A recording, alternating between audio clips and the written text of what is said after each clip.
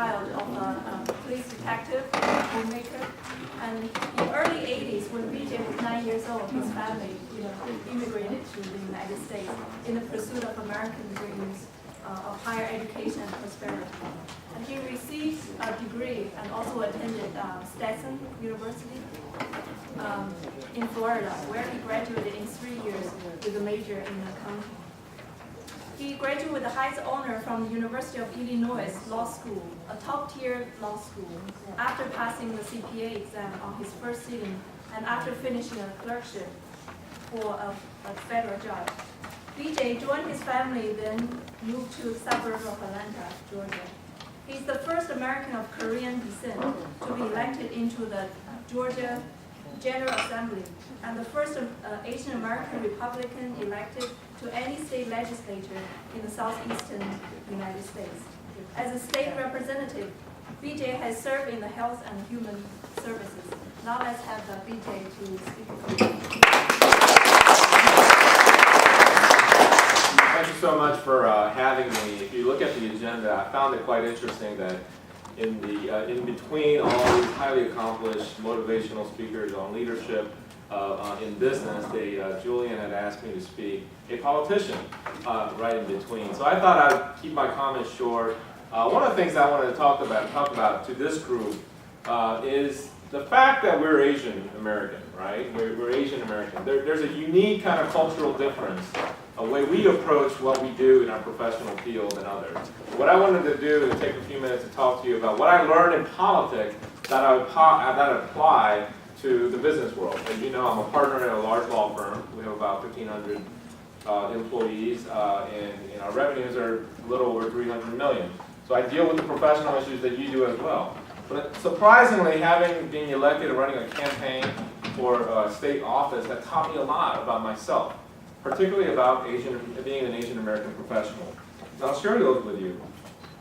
One of the things that I noticed that we have to do as professionals in the corporate world here is that we have to kind of overcome some of our cultural programming.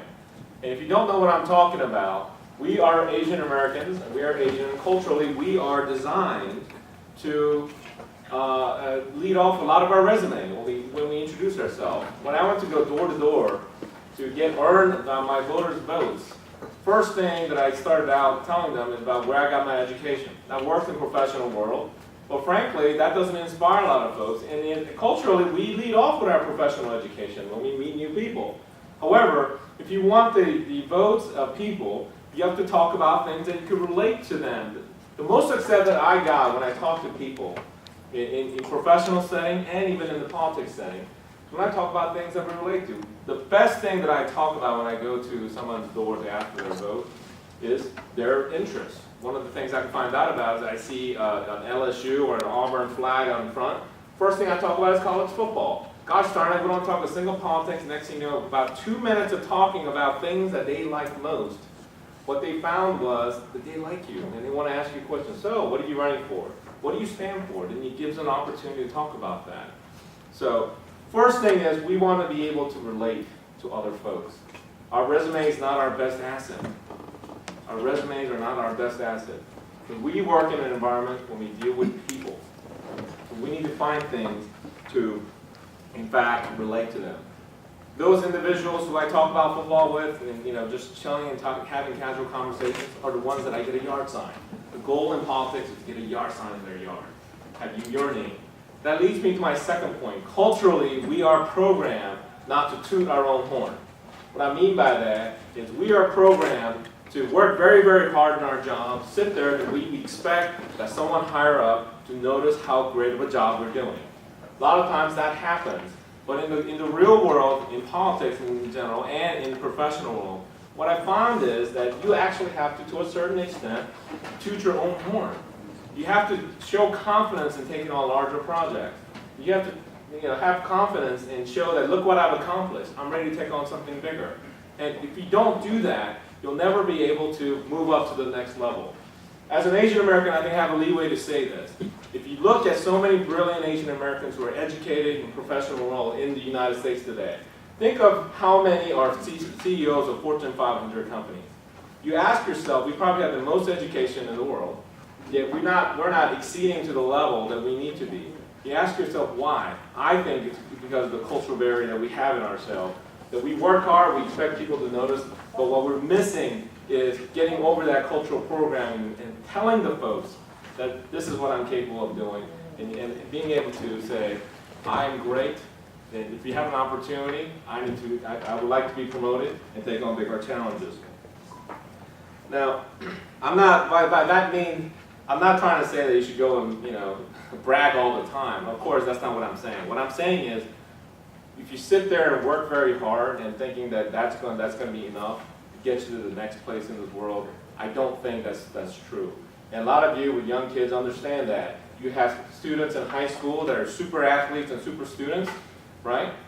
But just having a great SAT score and GPA is not going to get you to that top school. Am I right?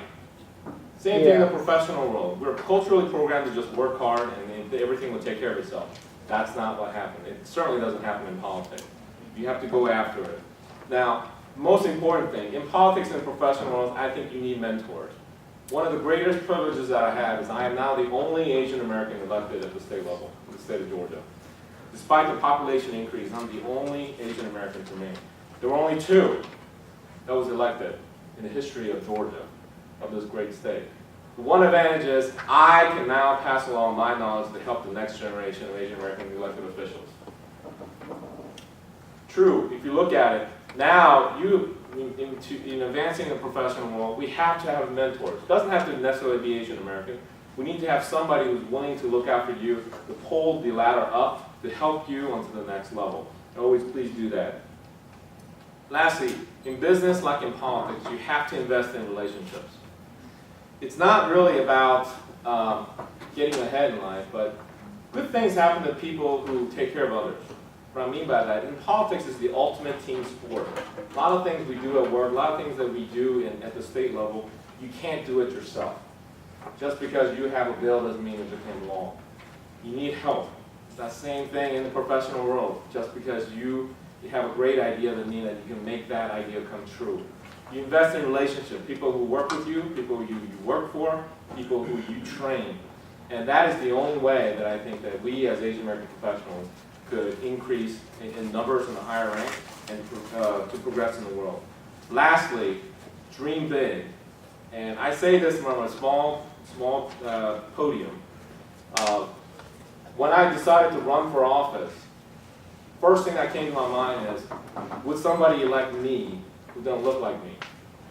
What I found is that we have this self-defeatist attitude to find reasons not to run. But it's only when I say, well, why not me? But dreaming big that I can in fact win. Or yes, I can do that job, or I could run that company. It's only by dreaming big that you could actually set a plan and a course to achieve those things and accomplish those levels of success.